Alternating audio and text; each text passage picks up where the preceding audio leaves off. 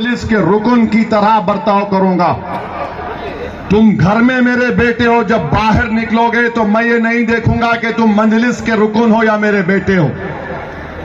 हम तड़प रहे थे पुलिस की लाठियां खाकर, मगर हमारे बाप ने, अल्लाह उनकी मग़फ़रत करे, हैदराबाद में बंद नहीं मनाया। क्यों नहीं मनाया? क्योंकि हमारे क़ायद ने हमसे कहा कि मैं अपने बेटे की तड़प को बर्दाश्त कर सकता हूं, मगर मैं हरगिज इस बात का मैं पसंद नहीं करूंगा कि कल बंद हो और पुलिस का फायरिंग हो, कोई गरीब मर जाए, चाहे मुसलमान और हिंदू हो। गम मेरा है, मैं उस गम को बर्दाश्त कर लूंगा, मगर गरीब की जान जाने नहीं दूंगा। ये हमको सिखाया। और आज भी हम ये नहीं बोलते कि हैदराबाद हमारी विरासत है, हम बोलते हम खादिम हैं, हम खादिम हैं बोलते हैं। ये कहते हैं जो कि उनका विरासत है। अरे राजा रजवाड़े बर्बाद हो गए, वीरान हो गए। इस देश में कोई राजा नहीं, कोई रानी नहीं। राजा और रानी है तो वोट डालने वाला इस देश में। हमारे बाप को हम दफना कर, हमारे पैजामे को खबर की मिट्टी लगी हुई है।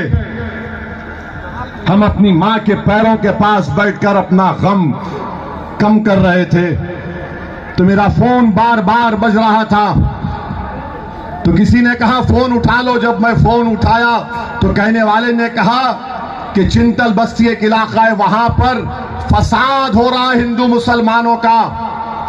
पुलिस के आला ओहदेदार बार बार फोन कर रहे थे कि ओवैसी साहब आप आओ, यहां दोनों समुदाय आप आने पर राजी हो जाएंगे। मैंने कहा हमारे एमएलए मौजम खान है, उनको बुला लीजिए। फिर फोन आया तो मेरी मां ने मुझसे कहा, बेटा तुम्हारे बाप ने तुमको इस बात की तरबियत दी थी कि जहां पर गरीबों को जरूरत पड़ेगी तुम जाओगे, अगर आज तुम नहीं जाओगे तो हमारी अम्मा ने कहा कि तुम्हारा बाप वाकई में मर गया।